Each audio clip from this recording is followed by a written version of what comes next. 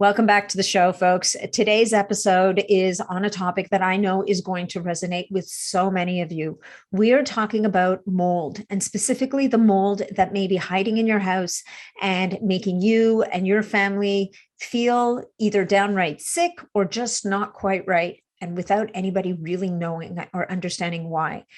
My guest story is exactly this story. His name is Jason Earle, and he grew up in a moldy house, and he really didn't figure this out until much later in his life when he was really trying to get to the bottom of all of these allergies and the asthma that he'd been suffering from for most of his life.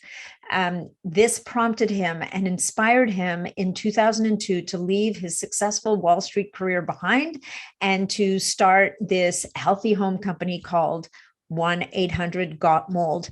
And I mean, there's no question about how to find this guy. It's pretty simple. The website is gotmold.com, and you can call 1-800-GOT-MOLD and they will help you to hack your problems away. They have a directory of mold inspectors. And in the podcast, we talk about mold. We talk about how you can tell that you have mold. We talk about the different types of mold. We also talk about finding the right person to help you figure this out. One of the points that Jason makes, and I think is so important, is that you want to separate the person who's finding the mold in your house from the people who are going to fix the mold in your house. And he makes a pretty compelling argument for this. So lots and lots of great information in this podcast. Once again, if you are looking for more assistance and more information, it's 1-800-GOT-MOLD. And he's also created a special landing page just for you guys, just for the listeners.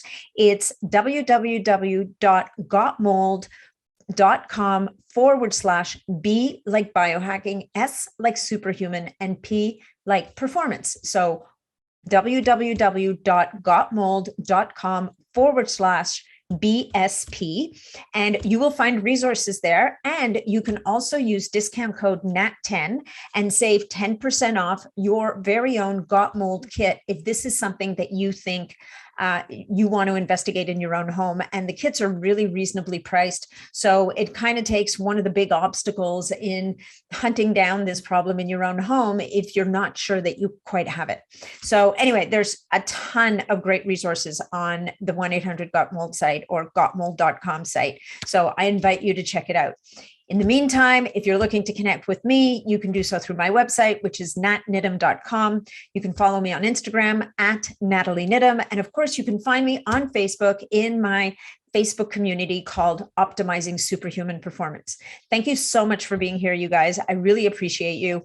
And as always, if you get value from this episode, or if you know someone else who can benefit from the information in this episode, make sure that you forward them the link to the podcast. And if you feel inspired, leave us a review, because this is how we rise up the rankings. This is how we become more visible. And this is how we're able to help more people. So thank you again for being here, and enjoy the episode. Hey folks, just a little bit of housekeeping before we launch into the episode. Please remember that all of the information provided in these podcasts is for information purposes only. We are never offering treatments, cures, whatever, for any kind of disease or medical condition. Anything you hear about here is going to be intriguing. There's some research around it, but make sure that you check with your medical provider before you go off and do any of this stuff for yourself. Welcome to the show, Jason. It is such a pleasure to have you here today. Thank you for having me, Annette. Yeah, this is going to be great. We, of course, had our little warm-up conversation before we started recording, and I find those are always really fun. And someday I'm going to have to start recording those so that we can do like a little, outtakes. So anyway, absolutely. Yeah, so we are here today to talk about a big topic that I think can be very scary to a lot of people. It's a massive, and it seems to be a growing issue in the world. And that is, we're going to talk about mold and talk about what it is, what the issues it presents are to people's health, and what to do about it. But before we do that, I don't think you woke up one morning as a 10-year-old and said, when I grow up, I'm going to be a mold expert. So do you want to give us some insight into what brought you to be here today? It is so true. I mean, if you had told me 20 years ago, that's how long I've been doing this, that I would be, the CEO of 1-800-GOT-MOLD, or the founder and CEO of 1-800-GOT-MOLD, I would have laughed you out of the room. It would not have made sense to me, but that's life, right? In retrospect, it all makes sense. But looking, we're very, very, very poor at predicting the future, and but like most people in this space, by the way, I got into this for very personal reasons. I find that most people that are in this space that do great work also are, and I mean that because there's no academic track for mold expert. Yeah, there are mycologists, but I would argue that they don't know much about buildings. And there are building science experts, but oftentimes don't know much about the way these things actually work. And then, of course, how to solve these issues, and also all the nuances of dealing with the individual, human needs associated with those things, right? Mm-hmm. So really, this is something that I jumped into once when I came to an awareness that my own childhood home was likely the underlying cause of my respiratory illness as a kid. So I'll rewind for everyone. When I was about 4 years old, I lost a bunch of weight in a 3-week period, about 30%, very rapidly. And I was also having a difficult time breathing. And my parents took me to the pediatrician, who said, you need to take him to the hospital. And so my parents brought me to Children's Hospital Philadelphia, which is a renowned respiratory clinic. And so their initial diagnosis, based upon my family history and the symptoms I was presenting with, was cystic fibrosis, wow. Which was, of course, devastating. It was a death sentence back then. And it hit close to home for my father, who lost 4 of his cousins to CF before the age of 14. So, they spent the next 6 weeks basically crying. I was their only child. And they had the second opinion came up. We went back to Children's Hospital. And they said, nope, good news. He does not have cystic fibrosis, evidenced by the fact that I sit here at 45 years old. But rather I had asthma compounded by pneumonia. And I was literally allergic to every single thing they tested me for. They put me in a papoose with an open back. It's like a straitjacket for toddlers, and then put all of these antigens on my back. And I tested positive for every single thing. My dad said I looked like a ladybug with a big red swollen back with dots all over it. And so, the list was long: grass, wheat, corn, eggs, dogs, cats, cotton, clothing, sheets, soybeans. And I grew up on a small non-working farm outside of Princeton, surrounded by grass, wheat, corn, eggs, dogs, cats, cotton, soybeans. And so I was literally awash in these allergens and irritants. But my parents both smoked, and the house we didn't have hygiene. We had low gene. The dogs and cats did what they wanted in the house. And it was a really, for in terms of indoor air quality, I could not have they couldn't have anchored the darkness more efficiently. It was just very, very, it was not a healthy home. So anyway, I spent most of my time outside and strangely felt better, even though I was exposed to all of these outdoor allergens. And when I was about 12 years old, fast forward, I'd lived on inhalers most of those interim years. And my folks split up, thankfully, and moved out of the house. And suddenly all my symptoms went away. And I never thought about it again, because my grandfather had grown out of his asthma. It was just very much written off as, adolescent kind of, it's very common with asthma anyway. Yeah. And so I just moved on. Now, I ended up having a pretty crazy few years after that. My mom died suddenly from suicide. And although it was not a surprise, it was sudden. And then I also got Lyme disease, or at least I was diagnosed with it. And then given the thermonuclear dose of antibiotics that was so common back in the early 90s, it was 30 pills a day of Biaxin and some other stuff. Wow. For 3 days, and then 3 days off. So it was basically sick for 3 days, sleep for 3 days. Combination of those things caused me to miss a ton of school, end up dropping out of school. And for another podcast, another time, I can tell you how I ended up getting recruited out of the gas station where I was working and became a stockbroker at a very young age. That is worthy of another podcast. Yes. And it was just a wild story, and it was a fairy tale. And I ended up becoming the youngest licensed stockbroker in history, actually, at the age of 17, at a Guinness World Record. And that and $1.50 will buy a half a slice of pizza in New York City these days. But I did that for 9 years, had a great career. And then one day I woke up and I wasn't having fun anymore. I had really enjoyed it. I really loved Wall Street, and I still enjoy the stock market very much. But I had lost faith because it was right around the time that the dot-com bubble had burst, and the asset class had lost its luster for me. And so I decided one day to just leave. I just threw my stuff in a backpack I walked away from everything. I knew there was a call, and it was mostly driven by my mother's voice, actually, because she used to have me volunteer in the hospital where she was the director of nursing as a kid. And she very much, to her own detriment, was a service-oriented person. She gave to a fault, which ultimately was her demise. But the good part of that, the positive side of that, was that she had imbued that philosophy to me, which was that if you improve the quality of other people's lives, it's natural law that your life will improve. And I remember her saying, and that stuck with me. And as a stockbroker, the only people that benefited from my success were the people who owned the stores where I shop. And there just wasn't. So I volunteered at Operation Smile and did some other international stuff, which really filled me up. And so I decided that I needed to do something different. And actually, I know you're in Canada. I hopped on a train in New Jersey and went all the way across Canada on Via Rail. You're kidding. That's a heck of a journey. It was a heck of a journey. It was one of my favorite journeys. I had a backpack with some CDs and a journal and Emerson's collected essays and some. It was very very minimalist. And I went, Winnipeg, Churchill, hung out with the polar bears. And anyway, I made my all the way over and down to LA, and then I flew to Hawaii, and I hung out in Hawaii for a while.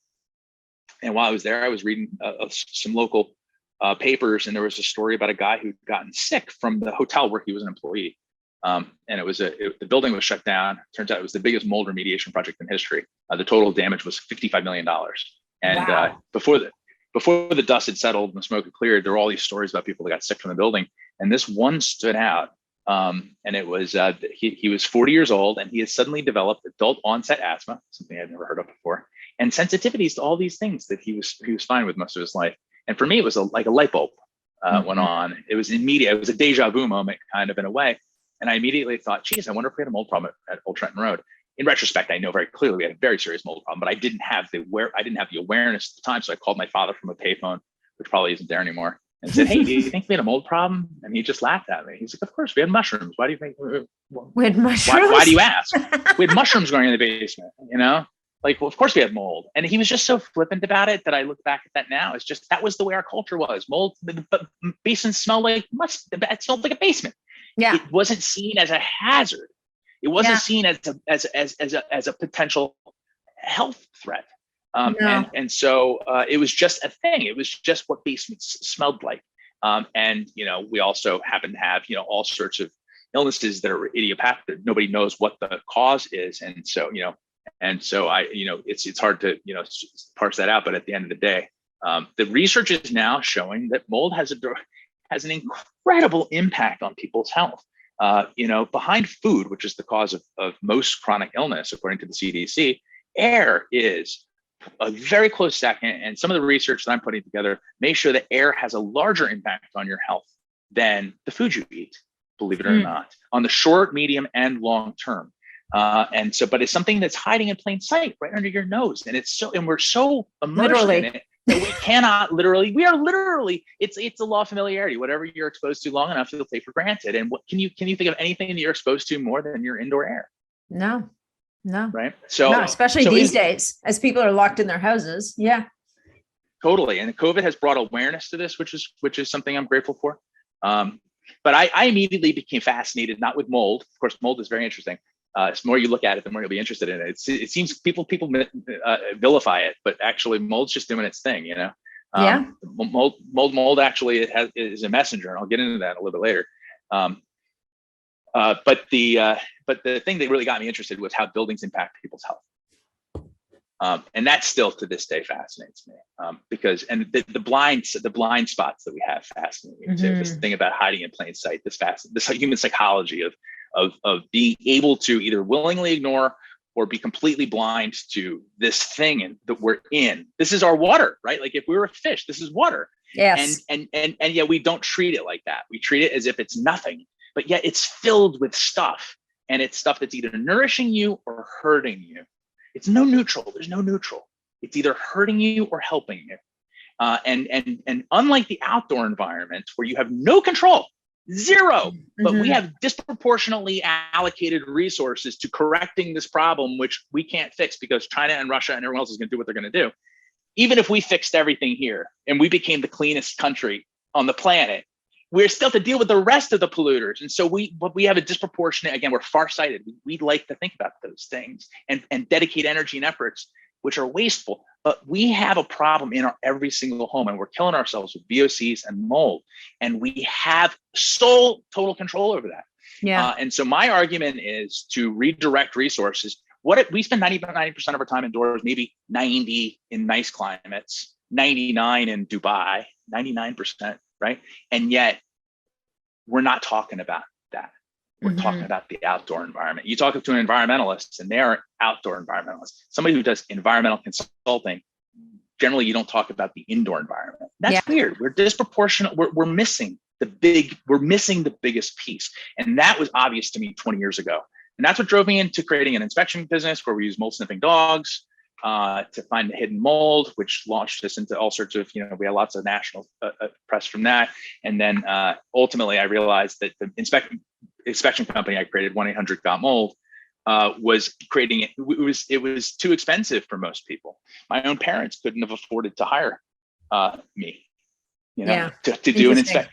And that didn't sit well. And so a few years ago, we put the resources together to create a very high quality do-it-yourself test kit that allows people to collect their samples using the same devices we do professionally, and professionals do all over the world, but without any of the cost or hassle of trying to find and hire a qualified professional.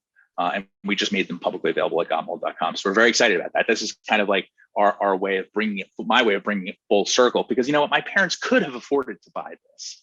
And they were forward thinking enough to have, they probably would have, albeit, they were smokers, but still, and we don't have a lot of smokers, by the way. Yeah. The smoking thing's a bit tricky, but people and we don't think, right? I mean, I used to be married to a guy whose mother was a chain smoker and he had asthma.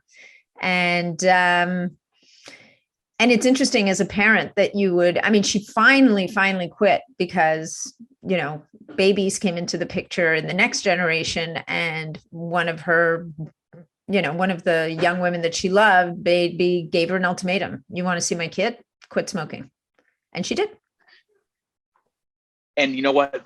We've come a long way in our society. Yeah. 45% of the population smoked back in 1965. We're down in the 10 to 15% range. If you include vaping, which is a little bit of it, the numbers are murky. But what's disturbing about this is that in that same period of time, mortality associated with respiratory illness is up 30%. Interesting. And why is that? Is that pollution or? It's unclear. I just read a great book called Breathtaking by Dr. Michael Stevens. I highly recommend it. He's a pulmonologist and he is a beautiful writer too. And he goes into great length explaining that we have this respiratory illness epidemic, really. And he looks at all these different things. And the whole time, believe it or not, in this entire book, and I sent him a letter after this, he doesn't talk about mold except for a moment. And then what he's also missing is the thing that's really, I think, getting to us is VOCs. We have tighter and tighter buildings. And so even if you don't have a mold problem, if you buy anything that comes from China, or if you're renovating your house and using regular paints without buying VOC-free paints, these low-level chemical exposures, and the same thing goes for pollutants that, moisture-based pollutants or moisture-driven pollutants like mold, we are rebreathing that same stuff constantly. And so it's not like you're getting an exposure at the gas station, where you just get that little whiff and you go, oh, I got a face full of benzene. Yay.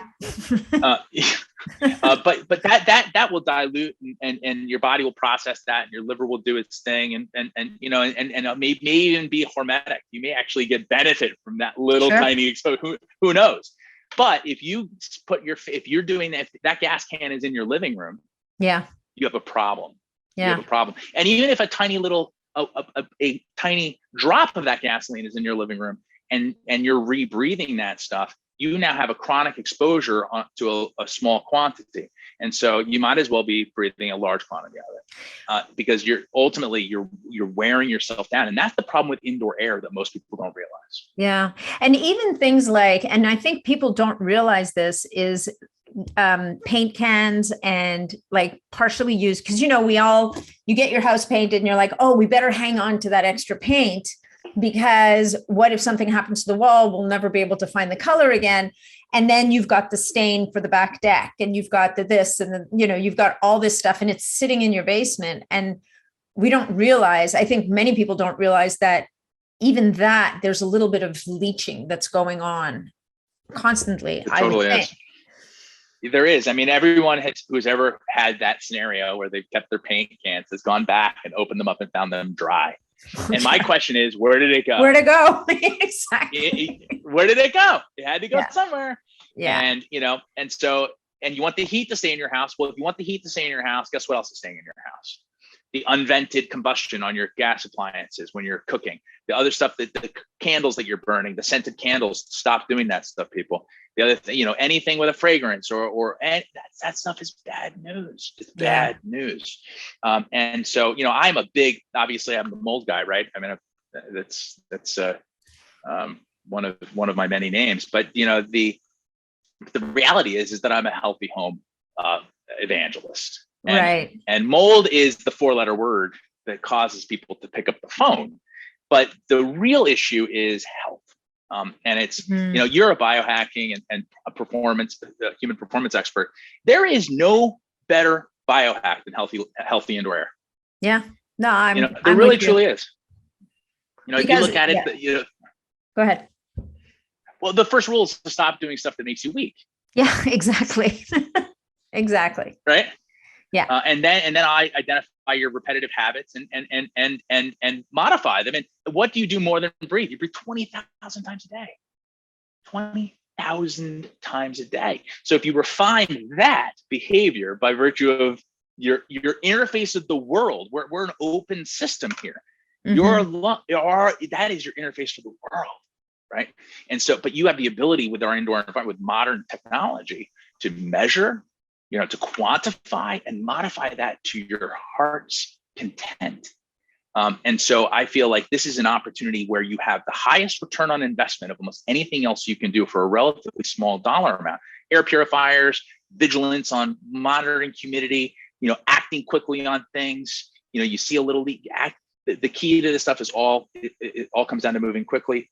And there is also no greater consequence or price to pay for not making those investments, right? So you've got a double-edged sword here that's very dramatic. And so it's a logical argument. I try not to appeal to people's fear, but rather to their common sense, right? And just raise awareness about this so that people start thinking a little differently about it and start seeing the world as, seeing this particular aspect as a place where they have domain control. Yeah, no. And it's, you bring up an interesting point, because a lot of people live, and where I live, there's a lot of new construction. So people will be like, well, mold's not going to be an issue here. And it may not be, but the other side of the coin, the VOC, may most likely, unless you've got an exceptional builder, will be the next issue that you're going to have to deal with. And, I live in an old home. It's over 100 years old. So air tightness is not a problem in this place. Right. You've got cross ventilation happening, whether you like it or not. Whether I like it or believe me, if it's minus 25 degrees out, which it was last week, you feel it through the front door. It's like, listen, I live in Minnesota. I'm very familiar with that. And we don't really understand commercial buildings have requirements for air exchange, but residential doesn't. And so there are tools and devices that, again, most people are not aware of, like energy recovery ventilators. And people in Great North Woods, like you or me, maybe might know what an ERV or an HRV is, but they have a use in every home, because stale air builds up. And honestly, my main mission, mold is front and center, because I think all mold related illness is preventable. Right. All of it is preventable. Because this is a biological reality. Something gets wet, stays wet for 48 hours, gets moldy. You can prevent that. Okay. And you can reduce exposure. There is no mold-related illness is completely preventable. And yet it causes an untold amount of harm to 100 million Americans every year, whether through property damage or through health effects. And so it's a massive, massive problem. But on top of that, I think even more, obviously, my mission is to eventually seek the banning of all carcinogenic chemicals used in indoor building materials. There's no reason we should, if we're talking about improving lives and we're talking about reducing healthcare costs and we're talking about all these budget issues and all that stuff, first things first, stop putting carcinogenic chemicals into indoor environments. Yeah. You'll see cancers go like this. You'll see autoimmune disease go like that. You'll see all the numbers plummet, and you'll see the healthcare industry suddenly, which scares them, is that the hospitals might be empty.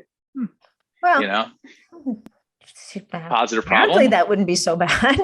But, you know, but even beyond that, like the flame retardant, like, you know, when you look at kids, I don't know if this is still an issue, but I know that when my son was born, you have to be careful what you bought, because all the flame retardants that they're using so that your child doesn't burn up in a house fire, supposedly, I don't know, is it Kevlar? It's supposed to be Kevlar or something, but the bad news is that, yeah, sure, you shouldn't be putting your kid in flammable polyester pajamas, but the chemicals that they're using in the cribs, in the mattresses, in the pajamas, and even in the clothes are pretty toxic.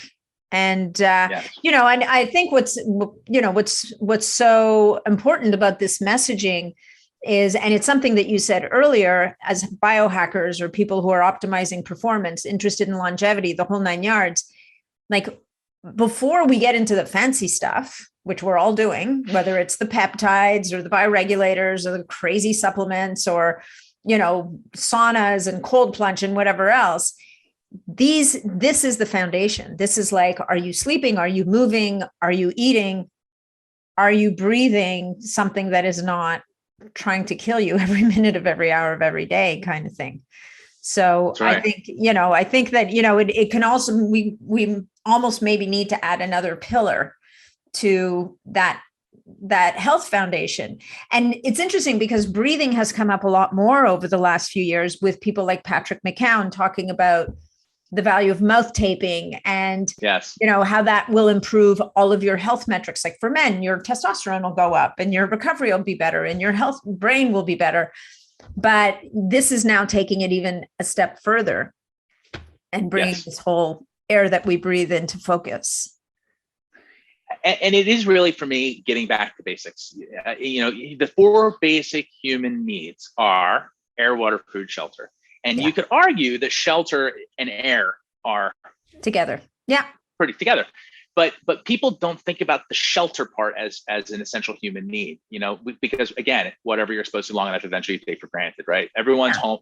Humans have homes. Homeless people are less than human, right? I mean, you really look at what we do in our society, right? That there's this thing that happens there. And so you just take this for granted. Is you've got a house. Yeah. But the reality of it is that you wouldn't do very well without it. And you would do very poorly without food after, you know, a few weeks, and you would do very poorly without water for a few days, and you'll do very poorly without air for a few minutes. But yet the thing that we need the most acutely is the thing that we take most for granted. It's just a classic thing. I mean, we do this with our relationships too. We reserve our worst behavior for the people closest to us. Sure. Right. This is a very human thing that we do. And I, you know, it's almost hilarious. But when I look at buildings, this is an idea that I play with a lot, and I'm going to put it in a book. It's the idea that we think about houses or work or the buildings that we live and work in as these boxes that we kind of, you know, that we move through and we work and sleep in and something like that. And I think about it more like an extension of your immune system. Interesting. An exoskin and an exoskeleton. You know, the buildings are a filter, and there's some studies that show that they're, you know, about a MERV 8, MERV 10 filter, not quite HEPA, but you know, particles and stuff make it through, right? And so just like our skin, these things make it through. Outdoor pollution, actually, the biggest source of indoor pollution is actually outdoor pollution, believe it or not. And when it gets in, it recycles, oftentimes. And so that's why indoor air can be 100 times more polluted than outdoor air, according to the EPA. It's because of this. Because it's more concentrated. Right. And Right. you get infiltration, and then you also have sources indoors. We bring stuff in with us, on us. We bring in our boxes from the stuff we bought from China, and we open that stuff up, and we bring in our pollutants. We grow our pollutants with moisture problems. We do lots, and we invite other critters to come in with extra moisture problems. So we bait in insects and the pests and all that good stuff. So we bring all that stuff in, but also stuff comes in. It just infiltrates in, and then we rebreathe it. And so it's really important to recognize that air filtration is super important. I look at that as a fundamental appliance in the house. If you have a refrigerator and a toilet, you need an air purifier too. I mean, it's up there with toilets and refrigerators in homes, because we create pollution in our home, and then it also comes in. And so you have to mechanically remove that on a proactive basis, 24 hours a day, 7 days a week, 365 days a year, to keep up with it, because the pollution is coming in 24 hours a day, 7 days a week, 365 days a year. But the extension of the immune system is an interesting thing, because you start to look at this and you start to think, well, the building kind of seems like an organism in a way. We love to personify our cars. We love to personify, right? People love to personify their boats and but what about personifying your house a little bit? We like to objectify humans and personify our things. Well, let's look at this house and say, well, what if this house, it's kind of like a system of systems. It's kind of like an organism. It has a birthday, right? It may have a death day. Its longevity is determined by how well you care for it. And what's interesting is that it has all these other components of an organism. And lungs, potentially your HVAC system, circulatory for the, you've got, a neural network now these days, many houses. What about the immune system? We're the immune system. We're almost like the mitochondria in the house, if you will. But really, what we have this relationship. But the thing is, when the building develops aches and pains, and it does, because maintenance has to occur, the first thing that manifests is a moisture problem. And that moisture problem, the first thing that manifests from moisture problem is a mold issue. And so much like the body has an ache and pain and sends inflammation, the mold in the building is a lot like inflammation in the body. An acute leak, an acute problem, you can treat that quickly. But a chronic leak, much like chronic inflammation, is its own disease. And so when you start talking about the toxic molds and the black molds, they are the byproduct of chronic dampness. And so that's an indication that you've not been listening to your building, right? You're not in touch with. Follow me on this. I'm with you. We have a symbiotic relationship. At least we should, is what I'm arguing. And again, I'm working through some of this stuff. So if you shoot holes all you want, I'd love to pressure test this a little bit, because I think that we have a relation. We have a mutualism. You ever see a house that's left unoccupied for 6 months? It collapses. A disaster. Right. So it needs us. We need it. And if we can establish that mutual, I'm engaging people to consider having a more intimate relationship with the building that protects them. They take care of it. It takes care of them. The building gets sick. You get sick. The building heals. You heal. No, that's great. So, all right. Okay. We're all in. We're with you. We need to take care of the air. Let's, and the building as a result, let's, in the form that I have you guys fill out, you talk about, let's talk about the connections between mold and Lyme, chemical sensitivities, gut health. I mean, if mold is as rampant, and we know that, what's amazing to me is with all the environmental disasters that are happening in all these different places, so many of them have to do with water, right? Absolutely. And you can only imagine, we can only imagine the scale of damage that's being done to buildings. And even for example, in Texas, where they're having all these problems with, all of a sudden we have, in Austin, we have an ice freezing problem and people's pipes burst. And so it's ice, except really it's water. And then you're living in a place that's super hot, super humid all the time anyway. And even the air conditioning can be a source of mold. I've gone to hotels, turned on the air conditioning and gone, it's not going to work. You can smell the stuff coming out of this thing at you. It goes, starts spewing. And you smell it coming out, right? And so anyways, but going back to my first thing, do you believe, and I believe also that mold is kind of like the underlying, this mold sensitivity that people, and Okay, let me back up a little bit. I do also think that some people may be more sensitive to mold than others, like because our bodies differently genetically, some people are able to clear toxins more efficiently than other people. And yet at the same time, we're all eventually, if we're exposed to enough of it, if you overwhelm the body's system, it's just going to become a problem, right? So would you say that basically mold is almost setting the stage for these other things like Lyme, chemical sensitivities, microbiome imbalances, and hence your propensity to just get sick more often?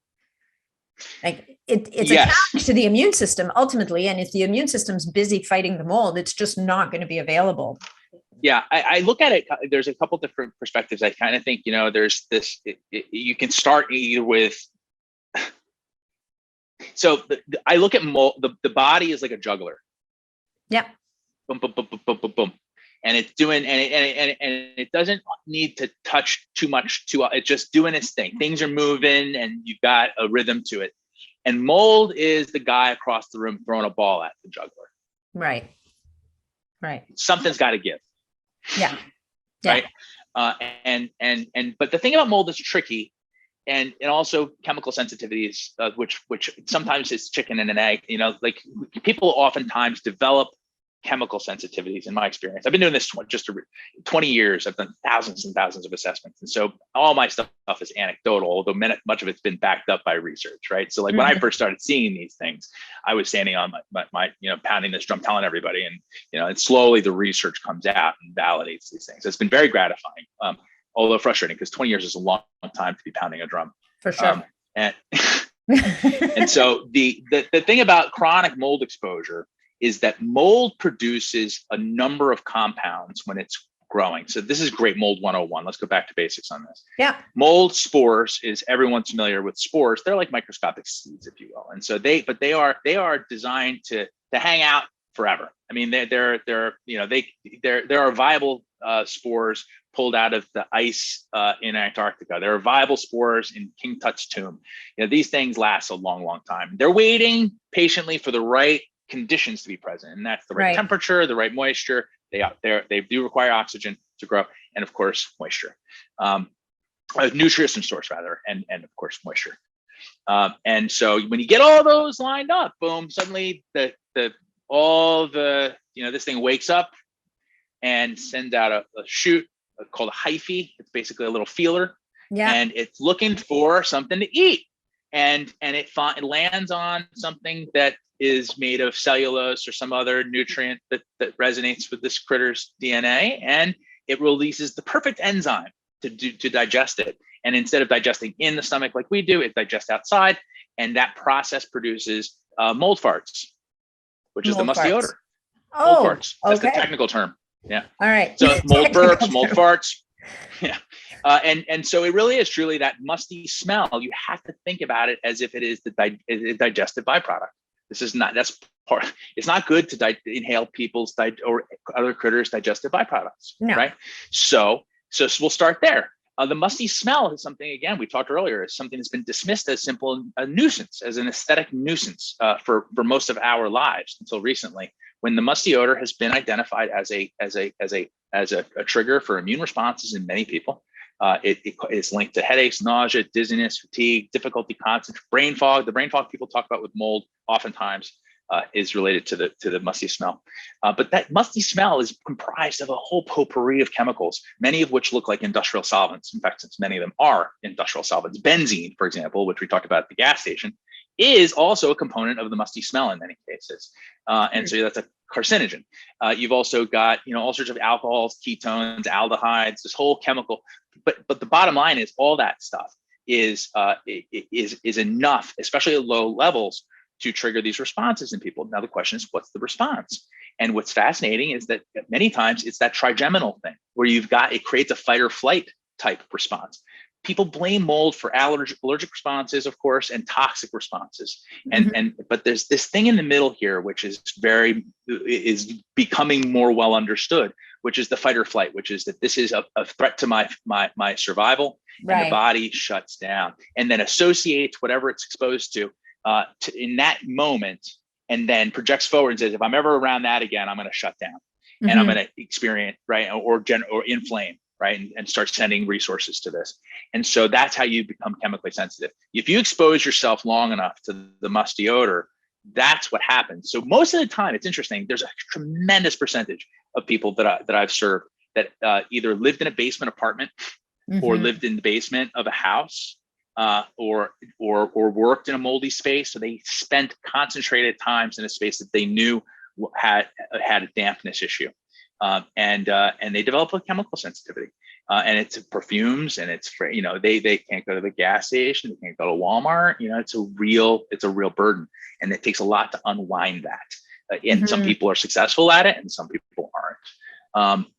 The mycotoxins, which everybody wants to talk about, Yeah. and mycotoxins are important, but they are not the main issue. The main issue is dampness.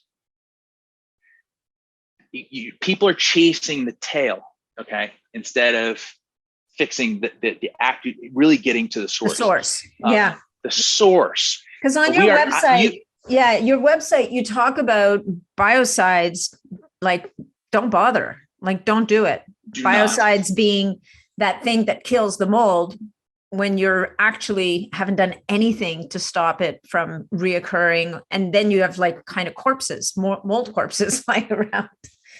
Right. Yeah. You leave behind dead mold, which is one of the favorite things for live mold to eat. You've left behind dead mold, oftentimes with a biocide, which is water-based in many cases. You're leaving behind water too. And people use those biocides not to facilitate cleaning, but in lieu of cleaning. And the whole point of mold remediation is, first of all, remedy is the root of remediation, by the way. Yeah. So remedy. So what's the remedy? It's not kill mold. It's not kill mycotoxins. By the way, mycotoxins are not alive. Everyone wants to kill mycotoxins. You can't kill them. They're not alive. They can't be alive. They can't be dead. They're inert. Mycotoxins are oily chemical substances that are very effective at killing other microbes, but they are not alive or dead. So you can't kill them. But people want to kill them. You want to kill. Human ingenuity. Rob Dunn, Never Home Alone. Great book. If anyone wants to read about the critters in your house, he tells this beautiful story. And he's just a fabulous writer. And so he says human ingenuity relies largely upon our ability to kill things. Well, think about it. That's a bit harsh, but yeah. Many times, antibiotics, yeah, nuclear bombs, whatever it is, our great apex moments seem to be many times on how we can most efficiently kill things. And Rob Dunn's argument is that we need to stop doing that stuff, because in the houses that he studied, he's a applied ecologist at down in North Carolina, the university. I'm ashamed that I can't remember off the top of my head. But anyway, the bottom line is that he does citizen science and has people sample their houses and send stuff in, and he does significant statistically relevant quantities of submissions, and he concluded that the healthiest houses have the most microbes, not the least, the most diverse, not the largest quantity, not the largest variety, diversity, rather than the largest quantity. You follow? Yeah. It's like like a healthy microbiome. Yeah. And actually the same thing goes with water. The healthiest water, and he talks at length about this, is not the water that's free of microbes. It's the water that has actually archaea and these amazing old creatures that shows a very diverse, healthy ecosystem. Where we have problems is we have high concentrations of one critter. High concentrations in specific areas. So that's why chronic dampness, chronic mold, toxic mold, black mold, that's the last stage of a mold problem. And that's when black mold, toxic mold comes in. Mold has 3 stages: primary colonizers, secondary colonizers, and tertiary colonizers. Primary colonizers are the first guys that come to the party. They grow quickly, they eat a lot of stuff. And then if that moisture persists, a secondary wave comes in. New molds, actually. It's why testing for mold species is a joke. That's why ERMI is such a joke too. Because if you're looking for a species, you may not find it today. If you test tomorrow, it might be there. That's how fast these things shift. It's a landscape that's shifting. It's like the edge of this of like the beach, or like the edge of a lake, where you've got this entire gradient from the water all the way up to the trees. And there's an entire ecosystem of creatures. And the moisture conditions that occur in a building that's got a water problem is no different. you've got an entire, like an ocean, like a shore, right? And so as that moisture ebbs and flows, or as it dries and as it gets wet and dries, you're going to see these shifts in the critters that do well. The ones that dominate at the end, the tertiary colonizers, are the ones that have the chemical weapons. Oh, they're the farters. That's and mycotoxins. Right. Yes. And they come in and they kill everybody, and we get caught in the crossfire. So my thing is, if you have a moisture problem and you don't fix it, just know that that's around the corner. It doesn't matter what kind of mold you have today. If you wait, you'll get that one. Right. So the key is you have to be vigilant in your awareness of a moisture problem, and then act quickly when you have one. Super important. So, but you asked some questions about Lyme disease and that stuff, and I brought that all around for a reason. So Lyme, chemical sensitivities, mold, it's a Venn diagram. There's a lot of overlap there.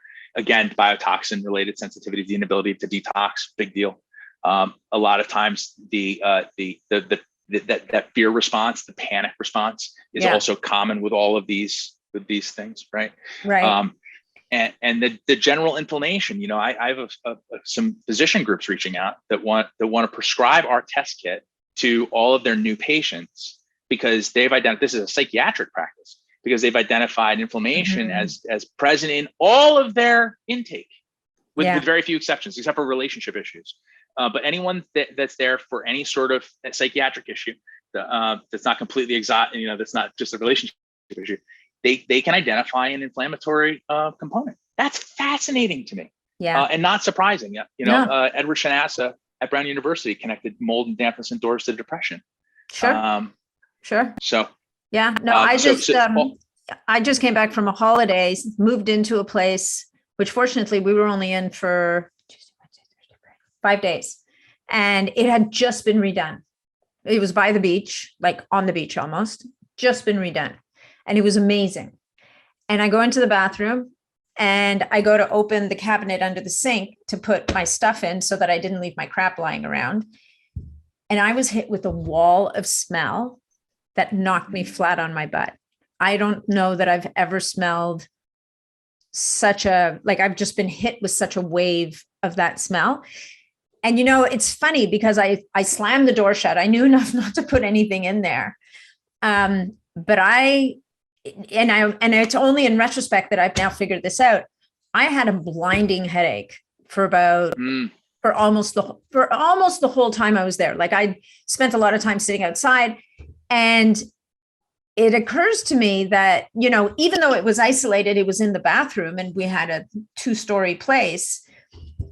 I wonder if it was a reaction, and I don't consider myself to be particularly sensitive to anything.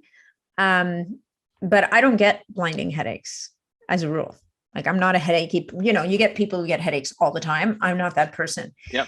And I just felt like I was so sad, because I'm like, these people had spent all this money almost gutting this place, and it was beautiful.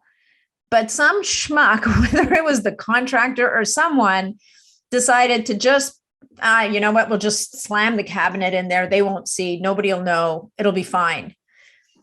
And it kind of had this horrible tumor in the bathroom. Like, that was kind of oozing, And so I guess one of the questions I wanted to ask you was, do you always smell mold? Or can it be silent? If it's growing, well, so that smells are tricky. So we get called for odor investigations a lot. And there's a lot you said there I want to go back to about getting your face full and the reaction. And even drywall. Drywall, by the way, is the perfect growth medium for mold. It's better than a petri dish. And we build buildings out of what I call paper mache. Or we build buildings out of mold food. But my mentor used to say we build buildings out of paper mache. And really we do. We actually build self-composting homes. Just add water. But we used to build buildings out of concrete or at least rather brick and stone and plaster, we didn't have mold problems back then the way we do, because we didn't Oh, build buildings out of nutrient-rich substances. Now, because of the interest, I wrote a piece on Huffington Post a number of years ago called A Brief History of Mold. And I expand on this significantly, but basically we built, because of the housing boom after World War II, we developed fast building products, fast and cheap. And so we basically, I mean, even the dumbest of the three little pigs didn't build this house out of paper. Good like, point. come Never on, thought people. of that. It's so dumb. And if it gets wet, it will get moldy in 24 hours, 48 hours. 72 is on the outside, according to the industry standard. If something gets wet and stays wet for 3 days, it's treated like a mold problem, even if you don't see mold on it. And so, do you smell mold if you have mold?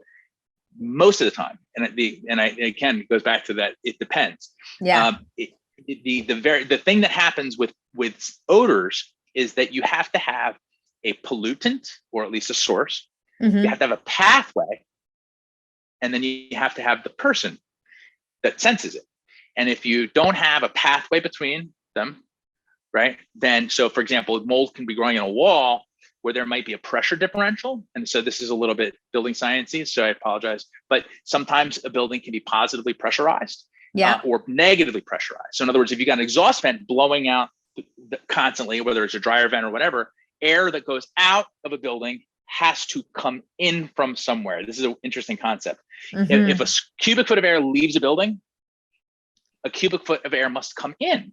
Yeah. This is really, otherwise the building would crumple. Yeah. Right. Yeah. No. Right? So it's a problem. fixed volume of air. Out Right. means in. And so if you're negatively pressured, then you will pull stuff from walls. You'll pull stuff from nooks and crannies. Right. So because we're all venting out. Kitchen exhaust, bathroom exhaust, dryer vent, right? This is a common thing, negatively pressurized. So if you've got mold in exterior walls, you will often get that smell. Now, if your building's positively pressurized, because sometimes buildings are designed to be slightly positive, which is actually a healthier type of building. And that way, when you ventilate out, you come back to neutral. And also you keep pollutants in the walls, you're not pulling from outside. And if you're doing the right thing, if you're slightly positively pressurized, you're actually in better shape. You probably won't smell it. Because there's no pathway to you. It's actually going out, right? So so sometimes, and this is really tricky when it comes to certain types of construction, where like the synthetic stucco that was very common in the 90s, the EIFS, they call it EIFS, where they put those, typically people don't smell. Instead, the wall just rots out. Lovely, right? Nice.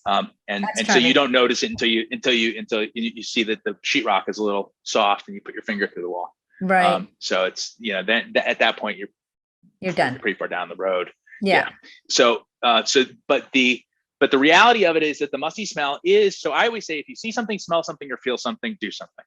Yeah. So if you see something, that's water damage, signs of moisture, discoloration, any of that stuff, blistering, the trim pulling from the wall. Trim pulling is a dead giveaway. You see that buckling kind of thing. Yeah. Yeah. That's a dead, so if you see something, if you smell something, the odor is the musty odor can sometimes be present, and you won't be able to find it because a lot of times it's happening in weird places, like in the carpet. And you won't see, like in the basement, in the carpet. Carpet in the basement is a no-no, but everybody does it. And by the way, the house I'm in right now has carpet in the basement, which we will eventually correct, right? What? The cobbler's son has no shoes. Yeah, no. Listen, in Minnesota, it was unbelievable trying to find a house where that wasn't completely mold infested, because we've got the opposite problem that most people have in Florida, which is we have moisture produced in the building, but it's very cold outside. So like you in Canada, we had condensation on the window, incredible condensation. And the mold problems people have up north, people down south don't think we have. Because they think the humidity outside is source. We create our humidity inside, and then it condenses inside walls, and we get some pretty nasty mold problems in our climate, in this heating climate. And so it's tricky. The smell is a dead giveaway. If you smell it, you have to investigate it. And again, what you're investigating is not where the mold is, but where the moisture is coming from. The key to this whole thing, people, this is the most important thing. If I can just emphasize one thing, is mold is not the problem. Mold is the symptom. Right. Moisture is the problem. And since you can't control any of the other variables that mold likes, which is food, temperature, and oxygen, the only thing you can control and the thing you must control is moisture. Yeah.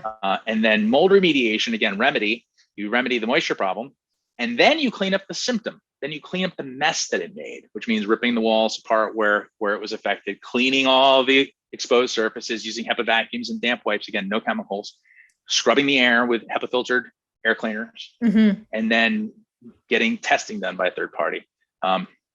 That's the way it needs to be done. So see something, smell something, and then see something, smell something, and then feel something.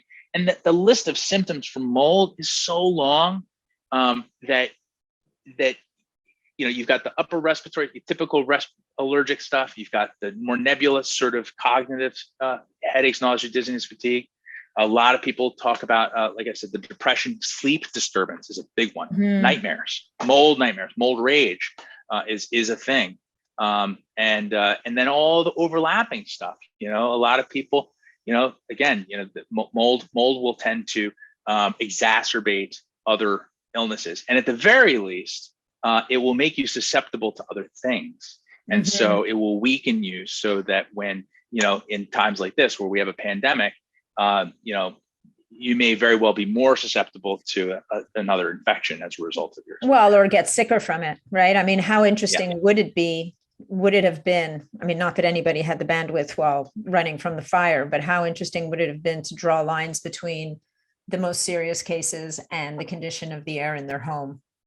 Never mind metabolically, we know that people with metabolic imbalances had a harder time than people without those metabolic imbalances. But we've all heard about those people who didn't seem to have metabolic imbalances, who had a really tough time. How interesting might it be to go back to those people's living environment to see, was there a contributing factor there that just compromised their immune system or their lungs or whatever the case may be? Like, to your point, this constant low level kind of irritation that will lead to bigger issues down the road. No doubt about it. I mean, if you just sit here and just do this to your hand exactly gently all day, you're going to have a problem.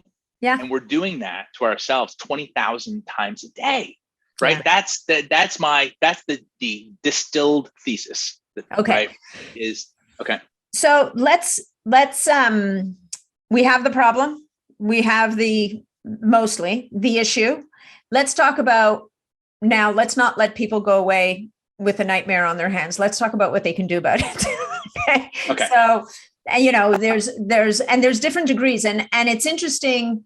I don't particularly have air filters in my house, but now I'm sitting here listening to you going, man, I need to go out and get a couple of HEPA air filters. And the problem is I live in a 4-story home because I live in a city where it's older homes and we're multi-level. Yep. And I'm like, do I need 4 of these things, or can I get one really big one? I don't have central air, which is maybe a good thing, so how do we help people to solve the problem? And how do they, all that stuff? There's a few things. So first of all, recognize that mold is a fact of life. It's up there with death and taxes. It's a guarantee. And so, this is something that you should arm yourself with the knowledge of being able to navigate, because if it hasn't happened to you, it will. It's just, okay. So it's not an if, it's a when. Yeah. It's a when, right? And so it's not something like lightning striking or like an earthquake that happens to you. It's actually something that's very predictable, very repeatable. And in fact, mold is doing its thing when it's taking stuff and turning it back into dirt in your yard, like sticks and leaves. Not supposed to be taking your house and turning it back into dirt. And that's what it's trying to do. So what do you do if you have an air quality problem, or a mold issue? First thing you do is, of course, stop the water. Right? Yes. Find and diagnose the water. And that means if you can't fix it, that's when you need to get a professional. And that comes first, comes before you do anything else. The second thing you want to do is figure out what the extent of this problem is. And so that's why testing is useful. If you have the budget, it's great to find an independent, meaning that they're not a remediation contractor and they don't have relationships with an independent inspector that does not do remediation or repairs. Okay, and this is hard to find. Yeah, this is what 1-800-GOT-MOLD, my mold inspection business. That's how we differentiated ourselves in the beginning, and still no conflict. We don't do remediation, never have. We don't pick up a hammer, or there's no HEPA vacuums in our truck. So we go out and do the diagnosis, and we help find contractors and vet them, and then we do the testing and inspection at the end. So we're kind of the gatekeeper in the front and the warden in the back. And if you can find a consultant like what we do in your area, please do. You can look at acac.org, which is the trade association that trains and certifies environmental consultants in our industry. And you can search there for a certified indoor environmentalist. They tend to be more well-rounded than just a mold inspector. And also many of them are independent, although there are not many of them. There are not enough of them, that's for sure. Yeah. So doing an assessment to determine the extent of the mold problem or the extent of the pollution is a very, very important next step. But the three things you can do once you've identified the cause and the extent are, ready? Number one, you can remove the source, which is of course ideal, right? So that means that you're going to go in, you're going to take out that mold, or you're going to take out the pollute, whatever the building material is. If it's VOCs, your source removal is not always possible. If you've refinished your floors, that's hard to fix, right? So source removal for mold, sometimes it's a budget issue, sometimes it's a logistics issue, sometimes it's you can't find the right contractor. So source removal is sometimes not possible or practical. Doesn't mean you shouldn't continue to try to figure out how to do that, because ultimately that's remediation. But the second thing you can do if you can't do source removal is you can dilute. So bringing in fresh air from elsewhere. This is also very tricky, because if it's too hot if you're bringing air from outside and it's hot or cold or humid or if it's precipitating, raining or snowing, you don't want to do that.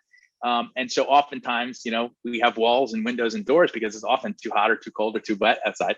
And so diluting is not that easy, but that's why there are devices like we mentioned earlier, energy recovery ventilators, heat recovery ventilators, ERVs and HRVs, and they're very different. So in fact, we're going to be doing a piece on our blog about that to help people understand a little more about that. That allows you to ventilate without losing the embedded energy that is in the air that you are heating and cooling. So an energy recovery ventilator, if I can get that out, energy recovery ventilator will take air, it will purge the stale inside air and then transfer the heat or cooling energy to the inside air, and we'll also filter it and dehumidify it. It's a really neat contraption. And so they are highly recommended in every building, and they are used in very few. And I don't care what climate you're in, unless you have an open air scenario in the Caribbean or Hawaii, this is a great appliance for you. That's dilution. Okay. The third thing, which is oftentimes the most effective, both in terms of cost and results, is filtration. Okay. And I could go and we could do another podcast just about air filters, but because they are not all created equal. The thing you want to look for when it comes to mold is you need to look for an air filter that has a true HEPA, and true is defined by a sealed unit. So the air that comes in the filter goes through the filter and not around it. So, this is marketing, right?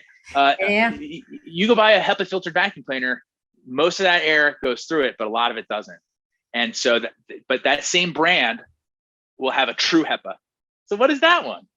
If this is true, what's that one? Yeah. Right. So that's also true for air purifiers. So you can see if it says true HEPA, then they have a gasket, or at least it's sealed so that air that comes in is brought in, goes through the filter and does not bypass. And so the other thing is that HEPA filters are not all created equal also, because there's a lot of reasons for that. There's HEPA is high efficiency particulate arrestants, and it means 99.75% of the particles 0.3 microns and up are removed. There's another one called ULPA, which is what you call they call hyper HEPA in some cases, another brand. Though when you start getting into the smaller ranges, you're doing better. They're more expensive. That's 0.1 microns and up, ULPA. That's really where you want to be, because the deeply respirable stuff that gets into your bloodstream, the superfine particles, especially from combustion byproducts, most of that stuff is super tiny. And so the ULPA is really important. But the piece that's most important for a mold problem when it comes to an air purifier, in addition to the HEPA, is you have to have a lot of carbon in the filter. Right. You have to have a lot of activated carbon, because a mold problem is not just spores, it's also the microbial VOCs. And also Mhm. remember, we're killing ourselves with VOCs in our country. In any event, exactly. So in any event. So and again, I feel like air purifiers are a required appliance in every home. And so you should have an air purifier that has a lot of carbon in it. The thing about carbon is that it gets saturated. And so it Mhm. has to be either replaced or you can cook them. In some cases, the filter can actually be put in the sun, or it can be, in some cases, I've heard of people that will bake them. Of course, you have to ventilate that properly because you've just put all the VOCs in that filter. Mhm. And then, but in any cases, many of these are affordable to replace. And they need to be maintained on a regular basis. HEPA filters actually filter more out as they filter more out. They actually create a more efficient filter to a limited degree. But an air filter is the third step, filtering out your air. Now, you cannot rely on the filters on your HVAC system. They are not for your air, for your lungs. They're to keep the equipment clean. Right. And so they are simply to keep dirt and dog hair and stuff like that from getting into the blower and the coils. So those are not really air filters. Okay. The filters that I'm talking about, or the purifiers I'm talking about, also should not have ionizers, any zappers, gadgets, buzzers, no blue lights, no ultraviolet lights, none of this stuff. Okay. These Why? things are, well, there's a bunch of reasons. First of all, there's a lot of science that shows that when we're ionizing and we're zapping VOCs and all that stuff, we're actually producing new VOCs that are not understood. Many cases, they were producing formaldehyde is the most common byproduct of these things, where these things get kind of shattered and then they recombine and then they create more carcinogens. And so Yes. we humans have this incredible propensity for taking simple, safe things and creating complicated, dangerous ones out of them, Right. And this is a great example. So what we want to do is capture the particles. Yeah. Capture the gases. We don't need to kill things in every step of the way. We don't need to kill a VOC. It's not alive, people. We don't need to kill the airborne particulate matter. We don't need to zap it or destroy it, or we're just so focused on but capture it and remove it. And then of course you want to stop bringing it in. But when it comes down to it, you've got three things. You can source control, you can dilute, or you can filter. Right. And keeping in mind that the filtration will reduce exposure, it will make you feel better in most cases, but don't stop there. If you can remove the source, you should, because you're only buying time and you're only really reducing exposure, right? Yeah, you're pouring water into a leaky bucket, basically. So, I mean, that makes, and again, we can create analogies to health in the same way, right? You can take an anti-inflammatory. If you're not going after the source of inflammation, you're chasing your tail. It's the same thing. That totally makes sense. So, but the HEPA or the OPA or the HEPA filter ultimately will at least allow you to breathe until you can figure out the solution to the problem. Just don't stop there. And for your case, and for everyone's case, standalone air purifiers don't do well with walls and doors. Right. So I need like 27 of them in this place. So we generally recommend that people focus on the areas where they spend the most time, which is clearly your bedroom, bedrooms, living room, office, that kind of thing, and any area where you're going to have stagnant air, where you're going to have a propensity for buildup of things, where like basements. I mean, you may not spend all your time down there, but you're probably it's probably a good idea, well advised, to put an air purifier down there. Yeah. What are your thoughts on dehumidifiers? Like, are they just like a nursery for mold, basically? I mean, we can do another show on those too. Yeah, we can, and we don't. Yeah, because we're going to run out of time soon. But yeah. But it doesn't escape me that my dehumidifier, which I have to have in the basement, because in the summertime, it's just, like I learned about 25 years. I've never bought a house that the first thing I didn't do was rip out the carpet from the basement, from the main floor, from anywhere I could find it. Like I won't tolerate it. I put ceramic tile down. I won't even do wood in a basement, because wood also in my mind, like with water damage. And in these old homes that we live in, we've had so many floods in our basement. If we didn't have tile, we would have had to redo the floor like 5 times by now. So, Yep. I tell people never to put carpet in the basement for that reason. You have to you have to finish a basement like a boat. Yeah. With materials like you would use on a boat. Yeah. You know? Yeah. And waterproof it in the whole 9 yards. But sorry, what was I saying? I lost my. About the dehumidifiers. Right. So the dehumidifiers are, yes. In Minnesota, you probably have the same issues. In the summer, it's really hot and humid. In the winter, it's really cold. Like, so that dehumidifier in the basement makes a big difference. But is there such a thing as a dehumidifier that's not just going to become a mold nursery? Yeah. So dehumidifiers, it's a really good question. So the ASHRAE, which is the American Society for Heating, Refrigeration, Air Conditioning Engineers, is the sort of trade association for all the HVAC guys in the United States. Their guidance is that you should keep relative humidity between 40 and 60% indoors. Now, below 40%, you begin to develop discomfort. Your mucous membranes will dry out. That's why people get sick in the winter, by the way. Their mucous membranes dry out, and then they have direct pathway. Pathogens are everywhere. They always are. And you just happen to have a direct line. So it's not because it's cold. It's because it's dry. And so you want to make sure that you're humidifying as much as you can without causing condensation problems and also creating other issues, because humidifiers are more of a petri dish than dehumidifiers. Oh, yeah. They're both potentially, right? Any of those, but the key to a dehumidifier is don't modify what you don't quantify. So get a humidity gauge and put it in a place opposite, far away from dehumidifiers. I love it. They have humidity gauges on them. Yeah. So I love that. So of course it's dry right next to the dehumidifier. I want to see what's going on the other side of the room over there, right? Yeah. And so you want to get a good humidity gauge. I like ones that have a base station that allow you to have wireless sensors that you can put throughout your house. I like to put one outside to see if I need to put a coat on to go out to get the newspaper. I like to put one in my crawl space because who wants to go in the crawl space? I like to, and if I see it spike, there might be a leak. There might be an issue, right? I like to put one in my basement. I put one in my bedroom. I put one in my son's room so I can see if the heat is, if it's too warm in there too. Anyway, I have these sensors all over my house, and they're cheap. You can Govee makes them, Sensor Push. They're cheap and they're great. And you can monitor your humidity, and you'll see in most climates it shifts widely. It gets way too dry in the winter and way too humid in the summer. And so you're humidifying, presumably, respectfully and carefully, and in the winter, and then you are dehumidifying in the summer. So what I suggest people do is with dehumidifiers, get a really good efficient one. Get one that operates at a low temperature, because the key is the difference between the ambient temperature and the temperature of the coils is how much condensation it creates.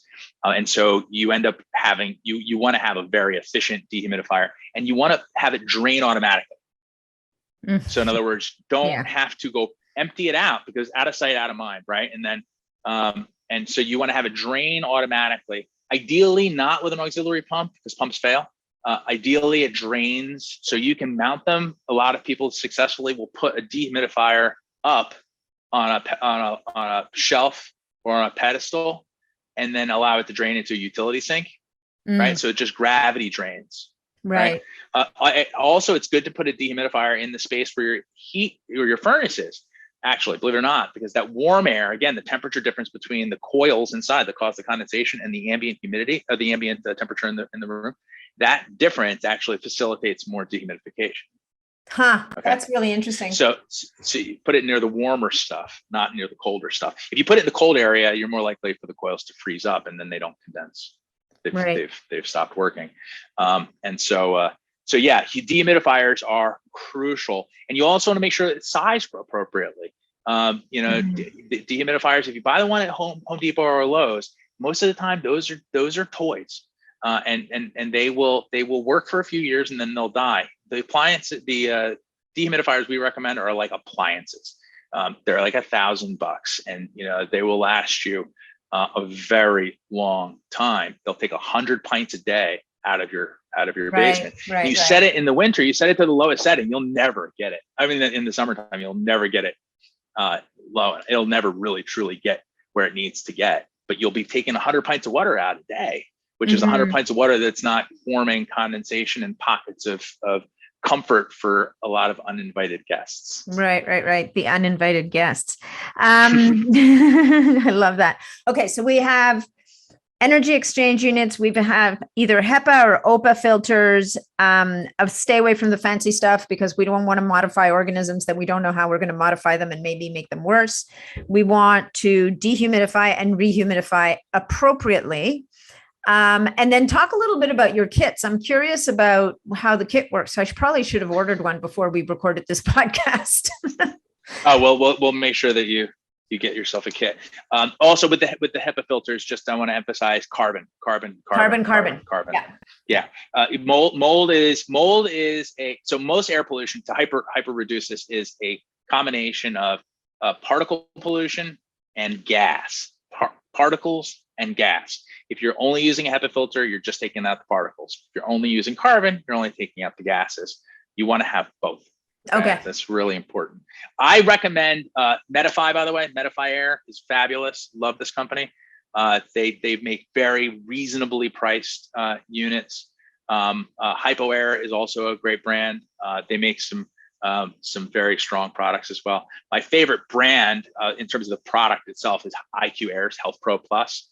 I've had some issues with the company lately. They cut off all their distributors they just cut them off.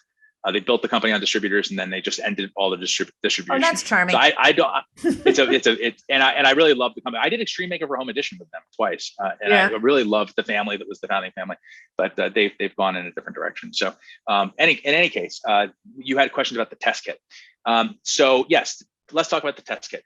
So the test kit uses a method known as spore traps. Spore traps are the most common form of air sampling done by professionals. These are the cassettes. Okay. Oh yeah. Okay. So now there's lots and lots. To people who are listening, it looks like one of those little sample containers you might get of a face cream or something at a drugstore. Yeah, that's right. About 1.5 inches in diameter, an 1.25 inches high, circular. It's got a port for air to go in and a port for air to go out. Yeah. And when the air goes in, it gets drawn through.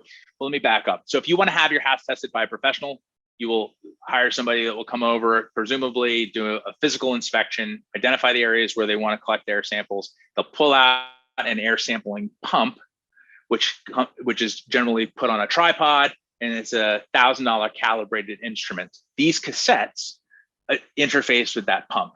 They'll run it for 5 minutes in most cases, and then ship it to the lab. What happens is the air goes through the cassette, and then there's a little adhesive slide inside that captures the microscopic particles that are within a certain mass range, certain size range. And then the rest of the air goes through. And so we're capturing all sorts of stuff. I mean, we're capturing pollen and dander and all the stuff that's airborne. Keeping in mind that this is, one test. This is not a silver bullet, right? Because there's lots of different tests for whether it be a health, human tests or building tests. This is testing for what's floating around in the ambient air. Okay. So if there's mold growing in a wall, like we mentioned before, it may not be detected using this method. That may require more invasive tests. But as a screening method to find out what's floating around in your air, this is what's most widely accepted. But the problem is you'd have to spend $1,000 or more to hire someone to come over and take those samples, right? And then you have to rely on them to interpret the data. And you also have to trust they're going to interpret that data in a way that's both accurate and also not attached to some other product or service that they have to sell you. That is very difficult to find. Is a truly ethical person who's going to come over and gather data and not use it as a way to generate more revenue. And by the way, watch out for the free inspections the most, because someone's got to get paid sometime, right?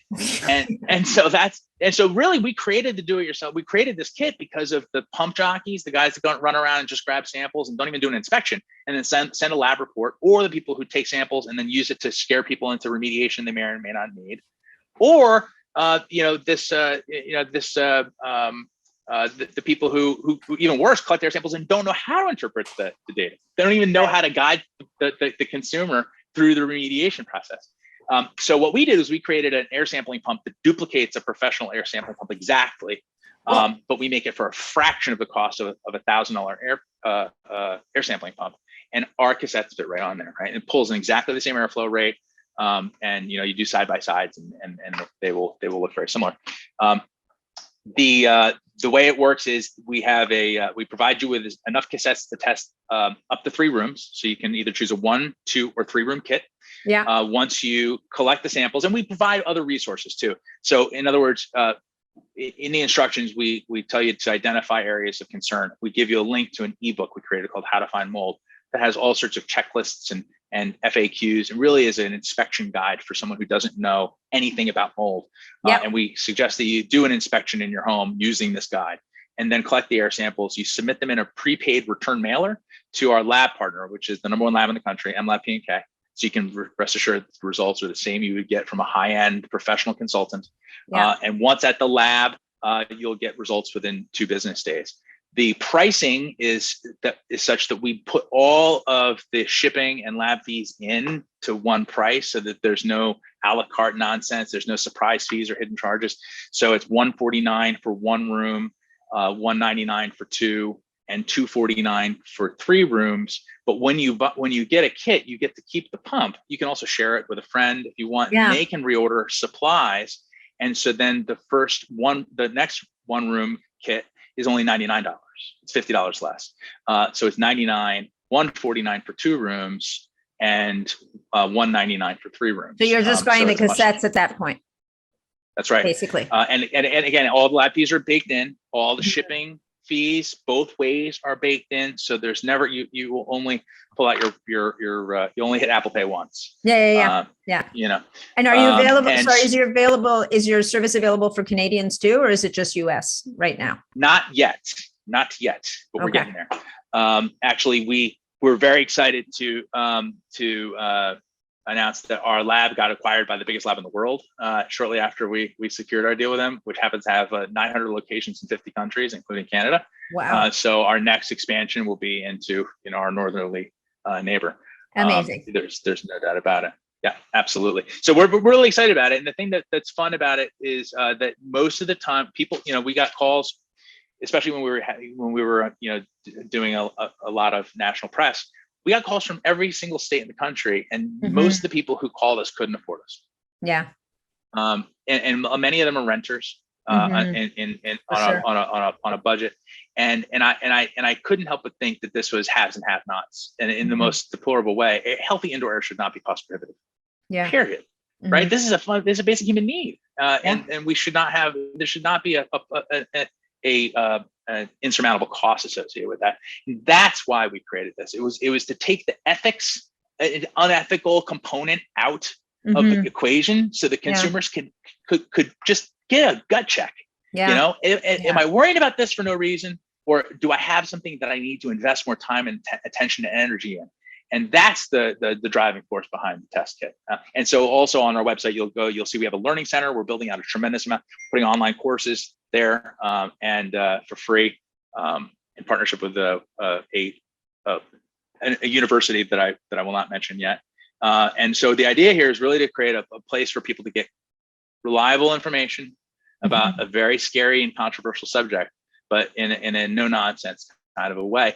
And so more of an education company, I think, is what we're turning into, that happens to sell the products that we use to measure and detect these things. Nice. I love it. I think it's great. I mean, I think it's also admirable how you've kind of separated yourself a little bit from selling the solution, because to your point, just as you want the diagnostics to be done by someone who doesn't have a vested interest in finding a problem, which happens too often, right? Like my furnace company right now has been chasing me down for months. They want to come in and do a free electrical and plumbing inspection. And I'm like, really? I can't imagine why you would want to give me that for free.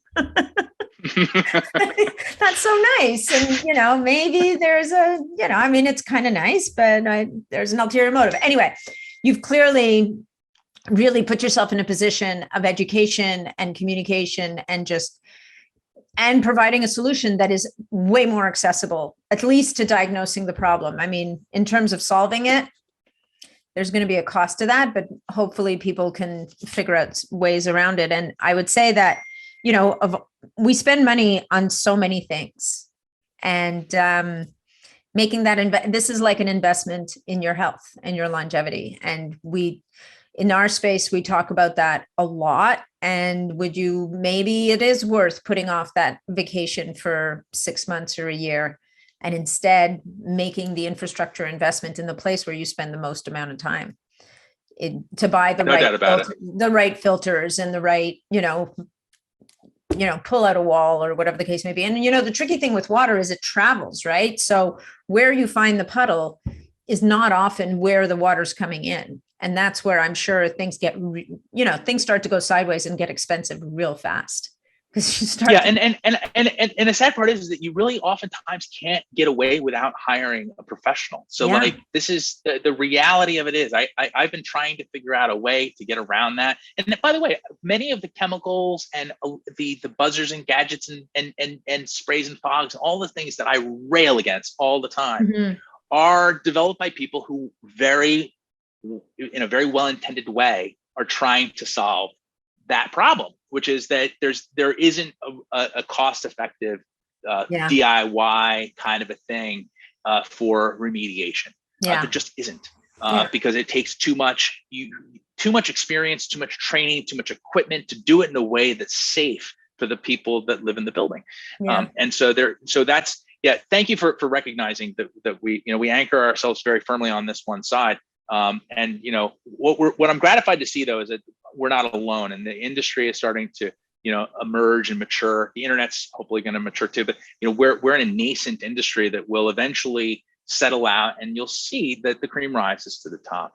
And eventually, it's just right now it's very frustrating because the resources are scant nationwide for these kinds of resources, for these kinds of services. So we just hope to be useful. So we created a welcome page, by the way, for your listeners. Thank you. That we're excited to share. So anyone who would like to learn more about what we're doing at Got Mold, you can go to gotmold.com/BSP, which stands for Biohacking Superhuman Performance. And there you will find a link to the ebook that I mentioned, How to Find Mold. It's 45 pages. We get a lot of really positive feedback on that one piece alone. And also there is a coupon code and a link to our website, to our shop page actually, for the test kit. So you can get a 10% discount. You could also, if you wanted to just go to gotmold.com, you could also just use the coupon code NAT10, NAT10 for a 10% discount on any of our test kits and refills, although you'd want to buy a test kit first before you. Buy the test kit first and then buy the refills, or buy extra. Like I'm sitting here counting, I'm going to want 1, 2, 3. I'm going to need extras. So anyway, Jason, this has been amazing. I feel like we could just keep talking for a long time, but maybe we just have to plan another episode on another day with some more of those. I would love that. Fun topics. So thank you so much for your time today and for all the work that you're doing. I think it's so important, and it's, as to your point, it's so overlooked by so many people. And thank you for your work too. You do great work. I was very excited to join you for this show. I've heard a lot of wonderful things about you, and of course you don't disappoint. Thank you.